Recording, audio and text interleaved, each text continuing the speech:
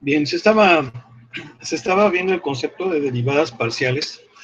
Ya dijimos que una derivada parcial, pues es la tasa de variación de una función de dos variables con respecto a una de ellas. Nada más, la otra va a permanecer constante. Incluso vimos las diferentes notaciones que existen para las derivadas parciales. Bien. Vamos a ver una interpretación de la derivada parcial. Aquí básicamente es exactamente lo mismo que para funciones de una variable.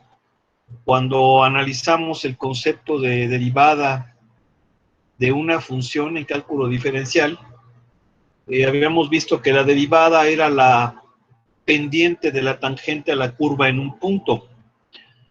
Pues ese mismo concepto se aplica aquí. Va a ser la pendiente de la recta tangente a la superficie, porque ahora estamos hablando de una función de dos variables, entonces no va a ser propiamente una curva, sino una superficie. La curva a la superficie en un punto y en dirección correspondiente a la derivada, correspondiente a la variable con respecto a la cual se está derivando. Por ejemplo, aquí vemos en esta figura que yo tengo una superficie que está en azul y obviamente tengo un punto en el cual voy a encontrar la derivada. Ese punto pues es el punto P, A, B, C. Bien, si yo derivo con respecto de X, eso me va a dar por resultado la pendiente a la recta tangente 1, T1, ¿sí? Va a ser la pendiente de la recta tangente T1 a la superficie en dicho punto. Si derivada con respecto de Y, pues me va a dar la pendiente de la recta tangente con respecto a la superficie, la pendiente de la recta tangente T2. Entonces podemos ver aquí que dependiendo la variable con la cual se deriva, la recta tangente va a tomar dicha dirección. Ese sería el significado, la interpretación geométrica de la derivada parcial. Aquí, por ejemplo, podemos ver que tenemos una superficie y en esta figura, como la recta tangente a la superficie en el punto 1,1 lleva dirección de X, entonces va a ser la derivada con respecto de X. Si fuera con respecto de Y, pues sería la pendiente de esta recta tangente. Bien. Para más de tres variables, bueno, pues lo analizamos como si fueran vectores, una forma vectorial. Es exactamente lo mismo. Obviamente estas derivadas pues no las podemos ver, no las podemos visualizar. Y aquí viene el concepto de derivada de orden superior. Al igual que las derivadas ordinarias, que ya dijimos que así se llamaban, las derivadas de una variable, podemos obtener segunda, tercera, cuarta, quinta, etcétera, la derivada enésima. Aquí va a ser lo mismo, nada más que vamos a tomar en cuenta cómo va a ser en las diferentes notaciones que vayamos a usar. Aquí está esta tabla. Sí es importante que respetemos la notación, porque de otro modo pues indica que no tenemos idea de lo que estamos haciendo, ¿no? A ver, vamos a dar un pase de lista.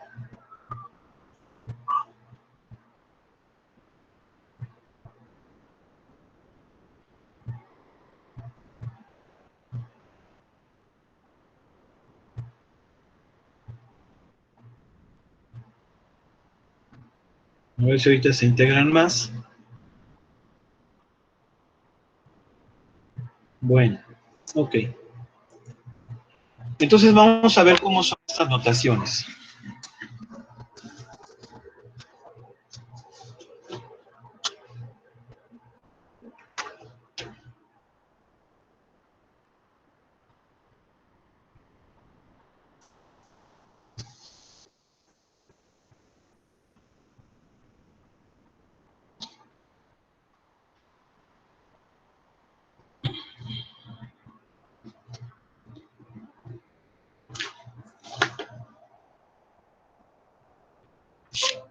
vamos a ver.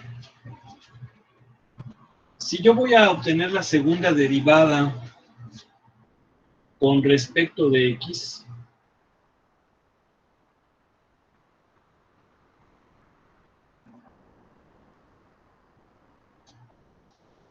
pues esto es así, ¿no? Este es con la notación de los subíndices. Si yo quisiera utilizar la notación de las d, pues sería así. La derivada de f con respecto de x y nuevamente después con respecto de x. Esto viene siendo lo mismo que esto. Sería así. Obviamente es una derivada parcial de segundo orden. Si a mí se me ocurre poner el subíndice para la f y ese subíndice acá y empiezo a hacer cosas que pues nomás no, pues no está bien la notación, ¿sí? Estoy cometiendo un error en cuanto a definición y pues bueno, pues eso también repercute en el resultado, ¿no?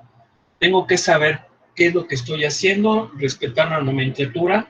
¿Por qué? Porque a fin de cuentas esto tiene su razón de ser. Entonces, esa sería la segunda derivada con respecto de x. Si yo quisiera sacar la segunda derivada con respecto de y, es decir, primero con y y después nuevamente con y, pues eso con la notación de los subíndices sería así, y con la notación de las d, pues sería de esta forma. Y nuevamente tengo que respetar la notación. Aquí no es de que, bueno, pues es que yo el cuadrado se lo puse a la d y es que es un cuadrado, porque para ser ni siquiera es un cuadrado, es un superíndice. No, pues es que el superíndice se lo puse a la f, pero como que se entiende que es la segunda, está mal. No es cierto, no es lo mismo, está mal el planteamiento. Aquí, si yo quisiera primero derivar con x y luego con y, aquí sí es muy importante el orden de los superíndices. Aquí sí más se va a notar más claro. Por ejemplo, esto significa que primero estoy derivando con respecto de x y luego derivo con respecto de y. Entonces esto viene siendo así. Entonces, si yo utilizo la notación de los subíndices, el subíndice que está más hacia la izquierda indica la variable con respecto a el orden de la derivación más bien. Primero es con x, luego con y. En la notación de las d es al revés. ¿Por qué digo que es al revés? Porque en esta es de izquierda a derecha. En esta es de derecha a izquierda. En esta, la que está más a la izquierda es la que primero se hace. Y luego, hacia la derecha, la siguiente. En este es al revés. La que está más a la derecha es la primera y más a la izquierda es la siguiente.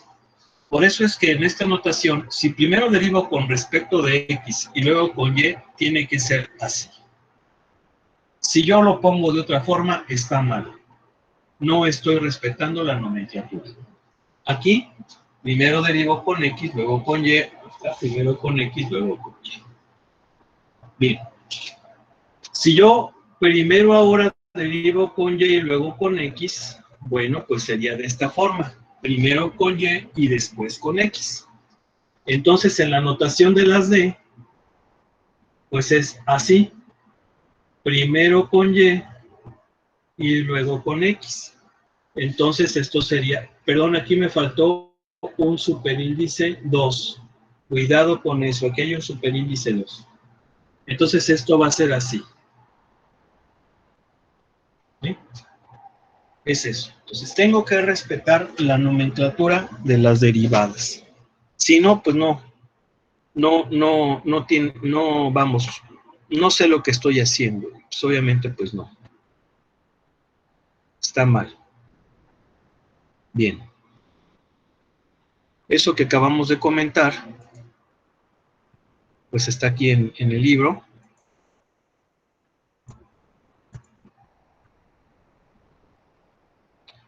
Aquí está, entonces tengo que respetar esa nomenclatura. Tengo que respetar esa nomenclatura. Y luego viene un teorema muy importante que se llama teorema de Clairaut. Este teorema de Clairaut nos dice lo siguiente. Supón que F está definida en un disco D que contiene el punto A, B. Si la segunda derivada de F, primero con X y luego con Y, y después, perdón, primero con X y luego con y la derivada de la función primero con Y y luego con X, son ambas continuas en dicho disco, entonces la segunda derivada parcial de X y luego con Y en A, B es igual a la segunda derivada parcial primero con Y y luego con X en A, B. Básicamente lo que nos está diciendo este teorema es que el orden de derivación no es importante. Va a dar lo mismo si, solo si, en ese punto las segundas derivadas están definidas. ¿Qué quiere decir esto?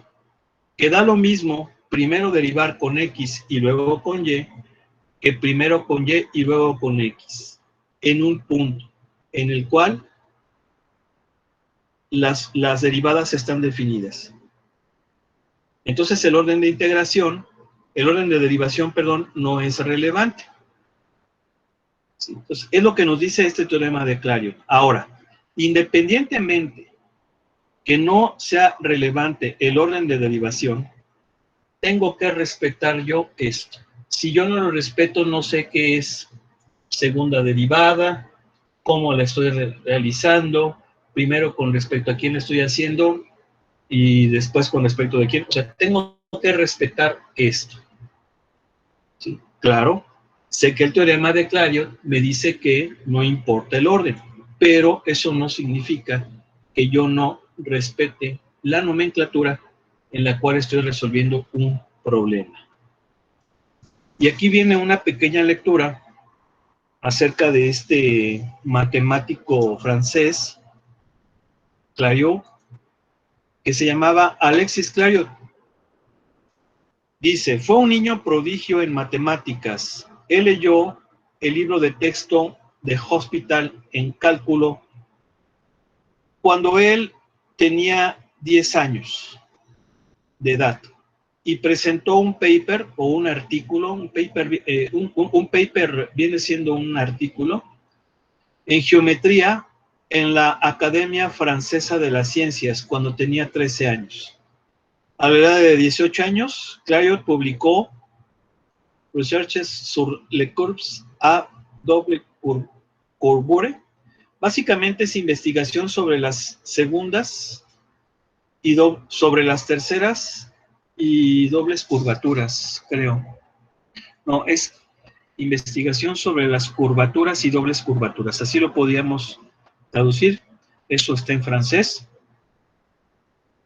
Y dice, el cual fue el primer tratado sistemático de geometría analítica tridimensional e incluyó el cálculo de curvas en el espacio. ¿Qué significa esto? Que básicamente la parte donde estudiamos las superficies cuadráticas, que hablamos de superficies como los conos, como los paraboloides, como los elipsoides, como el paraboloide de 2 hojas, de 1 hoja, el paraboloide hiperbólico, etcétera. Todas estas superficies fueron estudiadas por este genial matemático que, pues bueno, en ocasiones casi no se le conoce.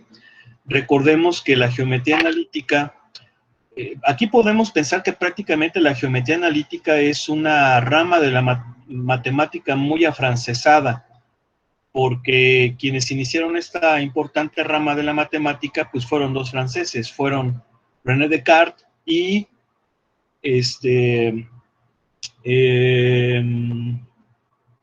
Pierre Fermat. Fueron estos 2 matemáticos los que iniciaron quien prácticamente descubrieron a la geometría analítica. Pero una geometría analítica en el plano, pues bueno, llega este chavo francés, Alexis Couriot, y generaliza, o bueno, desarrolla lo que viene siendo esa geometría analítica, pero ahora en el espacio. Sí, así es como funciona esto. Bien. Pues vamos a continuar. Luego vienen aquí algunas ecuaciones en ecuaciones en derivadas parciales. Esto es, pues, vamos, una probadita pero muy mínima, de toda la importancia o del poder que tienen las derivadas parciales en el campo de la ingeniería y en el campo de la ciencia. Prácticamente sin la geometría, sin las derivadas parciales, pues no podríamos estudiar la gran mayoría de los fenómenos que ocurren en la naturaleza. ¿Por qué? Pues porque los fenómenos físicos, los fenómenos naturales, los fenómenos científicos, bueno, estudiados por la ciencia, por la ingeniería, por la tecnología, tienen muchas variables. Tienen muchísimas variables, no solamente es una, y obviamente pues necesitamos conocer o tener una herramienta que nos permita adentrar en ese campo de estudio muy importante. Y aquí podemos ver precisamente la bondad de las matemáticas. Las reglas que son válidas para funciones de una variable se aplican para funciones de 2, 3, 4, 5, n variables, porque esa es la característica de la matemática, esa propiedad de superposición que básicamente es una de las características esenciales de la ciencia matemática. La superposición, la linealidad, aunque sabemos que también hay muchos sistemas que no son lineales, pero a fin de cuentas, muchos sistemas obedecen a esas características, pero sí tenemos la cuestión de la superposición. Entonces, por ejemplo, aquí tenemos una ecuación muy importante en la ciencia que se llama la ecuación de Laplace. Y nuevamente volvemos a hablar de otro francés, Pierre-Simon Marqués de Laplace. No se apellidaba Laplace, bueno, sí era propiamente su apellido, pero se llamaba de forma completa Pierre-Simon Marqués de Laplace. Y este gran científico, este gran matemático, pues legó grandes trabajos, grandes aportaciones a la matemática, específicamente a las ecuaciones diferenciales. Y aquí tenemos uno de sus trabajos más célebres. El otro trabajo muy célebre también, pues es el de la famosa transformada de Laplace, el cual es una transformación lineal que permite resolver ecuaciones diferenciales como si fueran ecuaciones polinomiales, y eso pues le da un poder muy, muy enorme, ¿no? Entonces, esta ecuación que fue descubierta por Laplace es una ecuación diferencial parcial de segundo orden. Aquí podemos ver que U es la función y tenemos dos variables independientes que son la X y la Y. Sin embargo, si yo tuviera si U dependiera de 3, 4, 5 o más variables, pues simplemente hacemos la superposición y vamos sumando los términos correspondientes a esta ecuación diferencial. Bueno, esta ecuación diferencial permite explicar el comportamiento de muchos fenómenos naturales, por ejemplo, el comportamiento de una cuerda, la distribución del calor en un cuerpo, en un horno, por ejemplo, también la distribución de la carga eléctrica en el espacio, en fin. Vamos, Laplace descubrió un poema de quien creó al mundo, porque aquí está.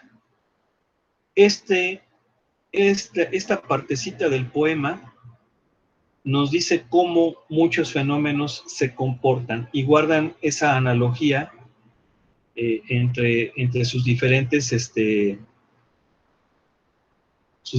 características.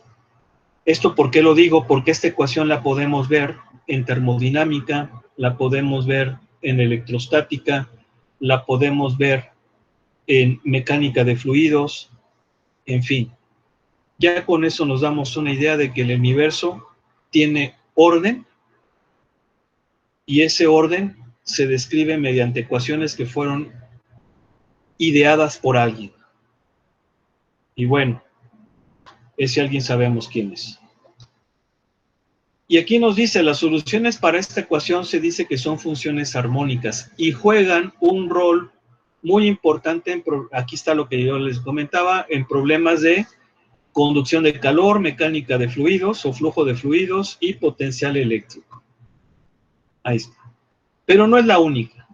También tenemos, por ejemplo, esta que es una ecuación de ondas.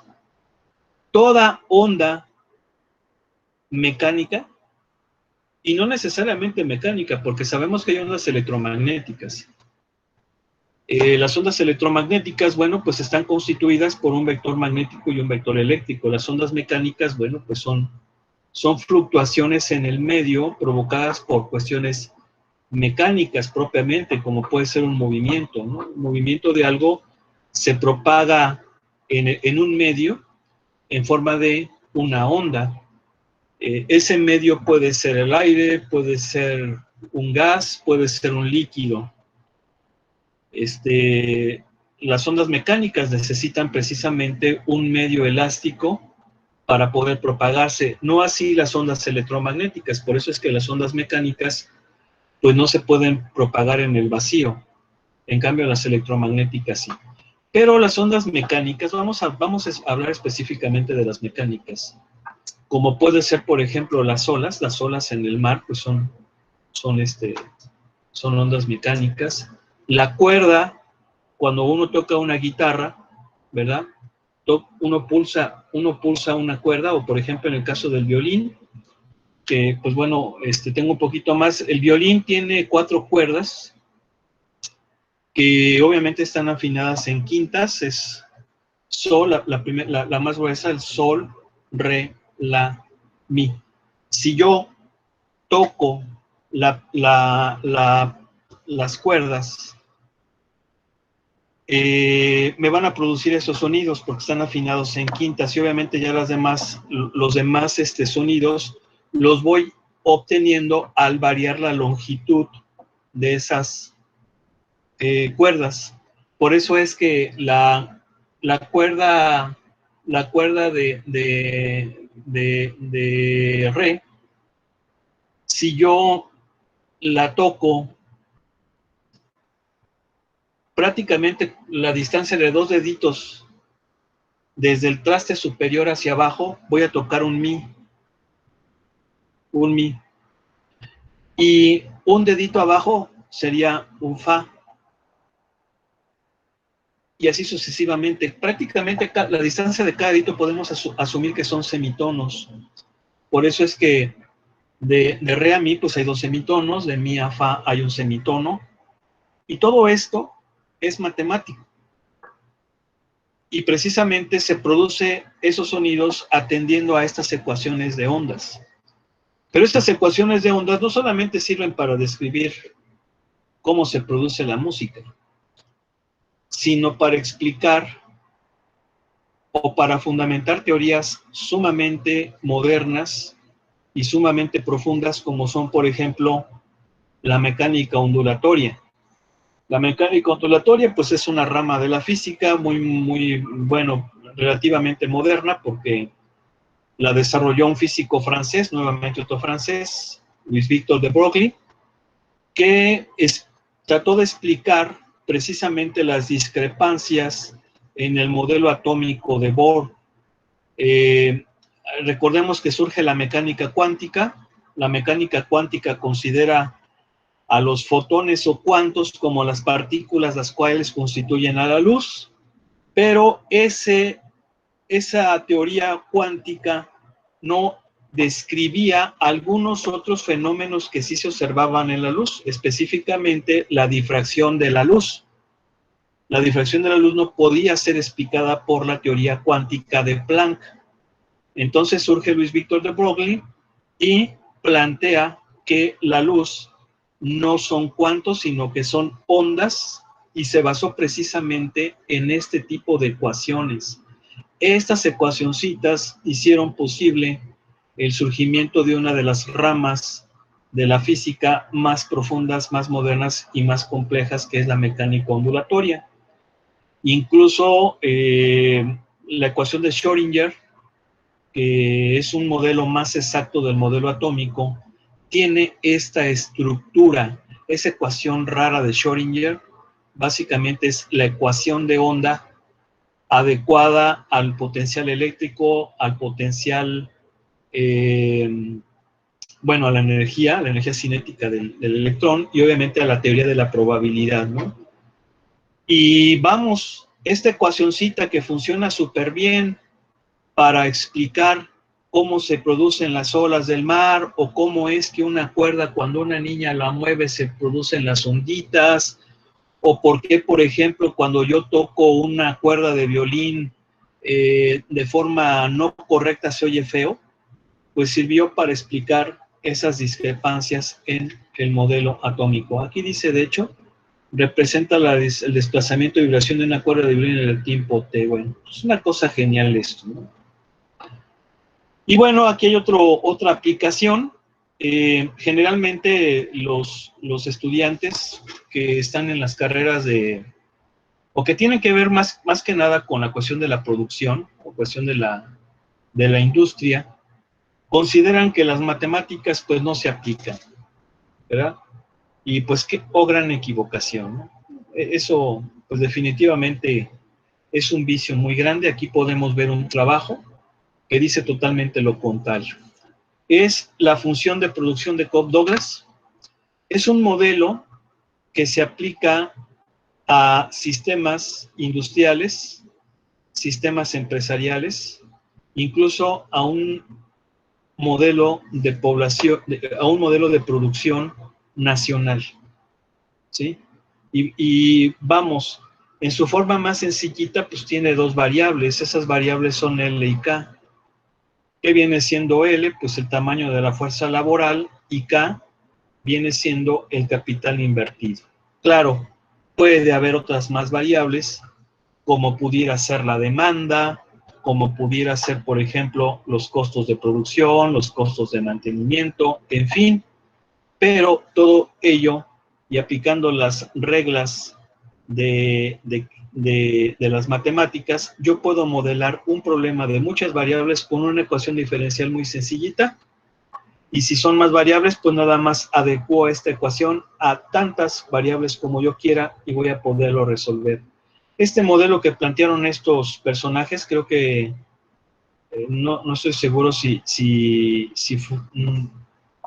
no, pero creo que fue un modelo que incluso le valió el premio Nobel de Economía, algo así, a estos personajes. Cuando todavía los premios Nobel eran cosa seria y eran cosa respetable, porque ya no podemos decir lo mismo prácticamente de un par de años hacia acá. Ya se han convertido en una vacilada. Y bueno, vamos a continuar. Aquí ya están los ejercicios. Esta era la parte que pues más nos gusta, porque pues vamos a poner en práctica todo lo que vimos en la teoría. Entonces, pues no, tranquilos, tranquilo. La cosa es calmada. Vamos a empezar primero por acá, o sea, desde el principio. Más abajo, se ve mejor, eso son mejor. No, la cosa es tranquila, ¿no? Porque hay que disfrutarlo. Esto es como un buen vino, así hay que chiquiteárselo, ¿sí? Traguito, y de esa forma pues lo vamos disfrutando, ¿no? Entonces pues vamos a empezar con estas cosas de por acá. No voy a hacer porque creo que aquí, a ver si podemos mejor hacer uno aquí que tenga la tabla. Eso lo hace más interesante. Yo diría que el 4 es bueno, sobre todo porque se puede ver en una sola vista. En cambio el 3, pues como hay que estarle ahí moviendo, en cambio el 4 sí se ve. Dice, La altura de las olas en mar abierto dependen de la velocidad v del viento y el tiempo transcurrido en que el viento ha estado soplando a dicha velocidad. Los valores de la función de h, o sea, aquí estamos definiendo a la h, que es la altura de las olas, en función de la velocidad del viento y el tiempo que dura soplando. Muy importante ver cuál es la primera variable independiente y cuál es la segunda, porque hay que respetar esto en todo el problema. Y luego nos dice, son registradas en pies en la siguiente tabla. Aquí está la tablita. Esto es lo que va a hacer un ingeniero, lo que va a hacer un científico. No vamos a estudiar un fenómeno físico, vamos a hacer una tesis de doctorado. Y entonces, pues no tenemos una función que nos describa ese fenómeno. ¿Qué es lo que hay que hacer? Registrar información. Y con esa información la registramos en una tabla. Obviamente, para registrar esta información también es un arte. Sabemos que existe teoría de muestreo, ¿sí? Hay que hacer el muestreo de estos datos con ciertas características para que no estén sesgadas y nos pueda dar información confiable del fenómeno que vamos a estudiar. Todo esto es lo que tiene que hacer un científico, lo que tiene que hacer un técnico, lo que tiene que hacer un ingeniero. Seguramente va a registrar información, pero hay que saberlo cómo hacer. ¿Sí? Y bueno, pues esto también es parte de lo que hay que estudiar. Entonces, pues aquí está la tabla. Y luego ya empiezan las preguntas. ¿Cuál es el significado de la derivada parcial? Bueno, de las derivadas parciales, esta y esta. Bueno, pues el significado de esta derivada parcial es la variación de la altura de las olas en mar abierto con respecto a la variación de la velocidad a la cual está soplando el viento. Básicamente nos va a decir cómo varía la altura de las olas de acuerdo a la velocidad del viento, básicamente. Mientras que esta derivada parcial indica la variación de la altura de las olas con respecto al tiempo en cual está soplando el viento. ¿Cómo varía esa altura? En relación al tiempo en que el viento sopla. Bien. Y luego aquí ya viene lo interesante. Aquí ya vienen los métodos numéricos. Estima los valores de la derivada parcial con respecto de v en este valor y la derivada parcial con respecto de vt en este valor. ¿Cuáles son las interpretaciones prácticas de estos valores? O sea que aquí nos está pidiendo la derivada parcial de la altura con respecto a el viento y el tiempo. Importantísimo que identifiquemos que la primera se refiere a la velocidad y segunda al viento, y esto es no porque así yo quiera, sino porque así lo define el ejercicio. Obvio que si yo soy el que va a hacer esta tabla, yo puedo aquí elegir el orden en que pongo las variables y eso tendré que respetarlo durante el desarrollo del problema. ¿Por qué? Pues porque aquí hay orden. Ya sabemos que cuando no hay orden, pues no hay gran cosa, ¿no? Y ahí están las broncas, que hasta podemos verlas en la sociedad, ¿no? Bien. Vamos a estimar una de estas. Voy a hacer la segunda.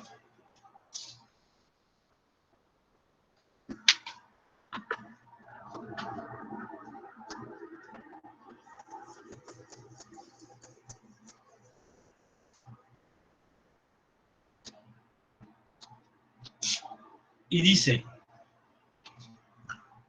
la derivada parcial con respecto de t en 40,15.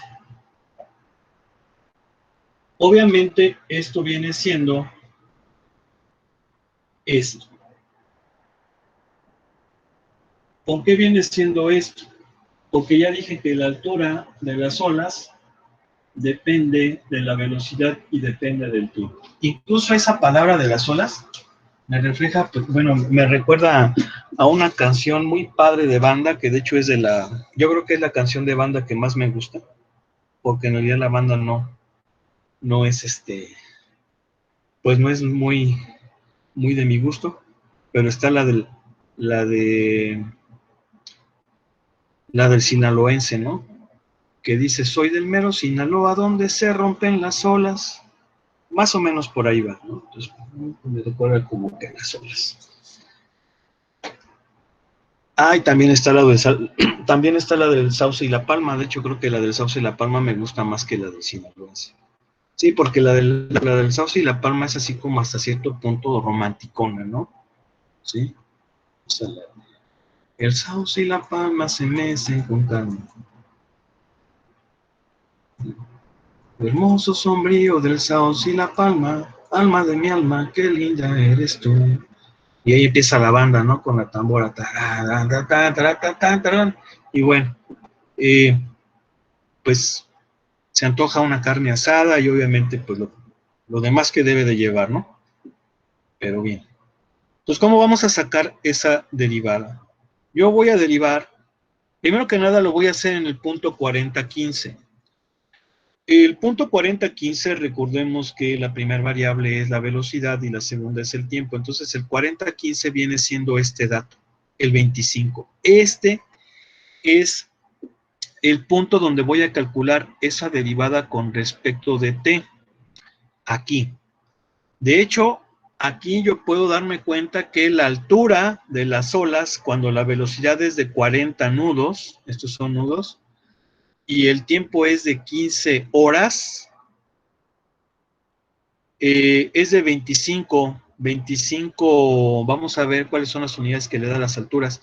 No dice las unidades, ¿eh? Yo quisiera pensar que son pies, a lo mejor, no, pero pies es muy poquito, ¿no? Tendría que ser metros, o a lo mejor sí pies, porque están en el sistema inglés. Bueno, habría que verlo ahí, cómo sería, ¿no? Porque no lo ponen, creo. Sí, no pone cuáles son las unidades de la altura. Pero bueno, entonces aquí es donde voy a sacar esa derivada. Como voy a derivar con respecto de t, significa que v va a permanecer constante. Y si va a permanecer constante, tengo que visualizar algo. Si yo me muevo horizontalmente, estoy variando a t. Horizontalmente t varía, aquí está. Horizontalmente t varía. Y verticalmente v varía. Por eso es que esta columna, la tercera columna esta de aquí, viene siendo la variación de la velocidad cuando el tiempo permanece constante en 15 horas. Por el contrario, los valores que están en el tercer renglón vienen siendo los valores del tiempo, cómo varía la altura de las olas con respecto del tiempo cuando la velocidad del viento es constante en 20 nudos. Entonces, si voy a derivar con respecto de t, significa que v va a permanecer constante y t va a variar. Entonces, voy a trabajar de forma horizontal y voy a trabajar con los valores más cercanos al valor o al punto donde yo quiero calcular esa derivada. En este caso, como este es el valor donde quiero encontrar la derivada y sé que lo voy a hacer con respecto de t y t va a variar, van a ser con estos dos datos, con estos vecinos que tienen horizontalmente. Entonces, aquí voy a aplicar lo que ya sé de cálculo diferencial. Una derivada es un límite. Esto yo ya lo sé. La derivada es el límite cuando la variación de la variable independiente tiende a cero de la variación experimentada por la función con respecto a la variación experimentada por la variable independiente. Básicamente eso viene siendo la derivada, es un límite. Y como es un límite, yo sé que para que exista la derivada, el límite por la derecha tiene que ser igual al límite por la izquierda. Luego entonces, para que una función sea derivable en un valor, su derivada por la derecha tiene que ser igual a su derivada por la izquierda. Esto ya lo sé de cálculo diferencial. Por lo tanto, numéricamente voy a sacar esas derivadas también por la derecha y por la izquierda. Y entonces, ¿cómo se va a hacer esto? Bueno, pues aquí, como son datos numéricos, hay que tener en cuenta que esos datos numéricos me van a dar resultados aproximados. Si yo quisiera datos más exactos, tengo que hacer un muestreo mayor. Por ejemplo, aquí lo hice cada 5 horas. Bueno, pues si lo hago cada hora, obviamente, pues van a ser resultados más precisos. Entonces, voy a sacar la derivada por la derecha. Entonces, lo voy a poner primero así. Primero por la derecha. Por lo tanto, sería h con respecto de t en 4015. 4015 por la derecha. Por eso le pongo ese superíndice más. Y esto aproximadamente es la altura en valor final. ¿Quién va a ser el valor final? Pues va a ser 40 más, ¿por qué? Porque por la derecha se le suma, perdón, va a ser 40,15 más 5. Yo les dije que era de 10 en 10, pero no es de 5 en 5. Ahí está. ¿Por qué? Porque vamos a trabajar con estos valores. Este es en 4015, este es 4020 y este es 4010, 40,10. Este es por la derecha, este es por la izquierda. Por eso es que es 40 más 5 menos la altura en este valor entre lo que cambia el incremento experimentado por la variable independiente, que va a ser 5. Y es una aproximación. Si yo no le pongo aproximación, volvemos a lo mismo, no sé lo que estoy haciendo. Me debe quedar claro que es una aproximación. Y tengo que enseñarme a respetar la nomenclatura. Si no, pues no, andamos mal. Bien, este valor viene siendo la altura en 40,20, que es 28, menos la altura en 40,15, que es 25, entre el cambio experimentado por la variable, que es 5. Bueno, pues le hago cuentas y esto me va a quedar 3/5, o sea, 0,6. Esa es la derivada por la derecha. Ahora lo voy a hacer por la izquierda. Enter, con la izquierda, también en 4015. Tengo que respetar la nomenclatura. Si yo no pongo las cosas como son, está mal. Esto va a ser por la izquierda. La altura en 40,15 menos 5, porque cada intervalo va de 5 en 5, cada cambio de valor. Menos h en 40,15 sobre, ¿cuánto vale la h ahora? Menos 5. Y entonces esto es la altura en 40,10, que viene siendo 21, menos la altura en 40,15, que es 25, sobre menos 5. Y esto me va a dar menos 4 entre menos 5. Esto me da 0,8. La derivada por la izquierda es 0,8 y por la derecha es 0,6. Bueno, entonces, ¿cuánto vale la derivada? Porque aquí, pues entonces ya valió. Las derivadas son diferentes. Sí son diferentes, pero lo estamos haciendo de forma numérica y es una estimación. Entonces, esa estimación va a ser el promedio de las dos derivadas. Podemos decir que la derivada en h en 40,15 va a ser el promedio de las derivadas laterales. Es decir, el promedio de la derivada por la derecha y el de la derivada por la izquierda. Pero si yo no estoy consciente de esto, pues no sé lo que estoy haciendo y voy a hacer cosas que pues, nomás no. Entonces esto va a ser un medio por, esto vale 0,6 más 0,8, nos va a dar 0,7. punto 7. Vamos a ver. A ver, es el inciso B del 14.3.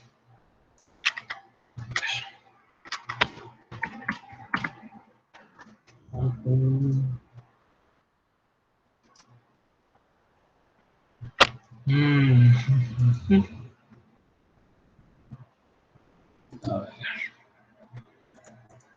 El 14.3.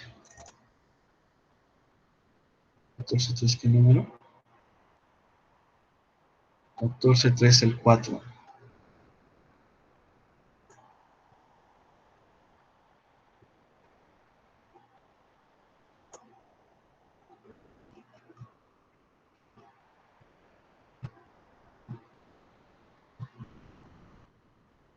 Aquí está.